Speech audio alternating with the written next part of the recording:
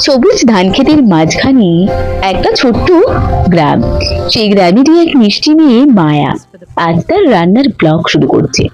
ভোরবেলা সূর্যের আলো যখন ধীরে ধীরে মাঠে পড়ে, তখন গ্রামের রান্নাঘর থেকে ভেসে আসে কাঠের চুলার ধোঁয়া আর মশলার সুগন্ধ। আজ মায়া বানাবে গ্রামের ঐতিহ্যবাহী মুরগির ঝোল।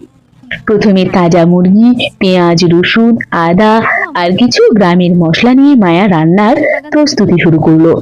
কাছের বাগান থেকে তোলা টাটকা টমেটো আর ধনেপাতা রান্নায় যোগ করলো সে। বড় একটি মাটির হাঁড়িতে কাঠের আগুনে ধীরে ধীরে রান্না হচ্ছে মুরগির ঝোল। পাশেই সবুজ মাঠ, পাখির ডাক আর হালকা বাতাস। এই পরিবেশে গ্রামের রান্নার আনন্দ। রান্না শেষ হলে মায়া সবাইকে নিয়ে কলাপাতায় ভাত আর গরম গরম মুরগির ঝোল খেতে বসলো। এই ছিল মায়ার আজকের গ্রামের ব্লগ। যদি ভালো লাগে তাহলে লাইক, কমেন্ট আর শেয়ার করতে ভুলবেন না। আবার দেখা হবে মায়ার নতুন একটি গ্রামের রান্না নিয়ে।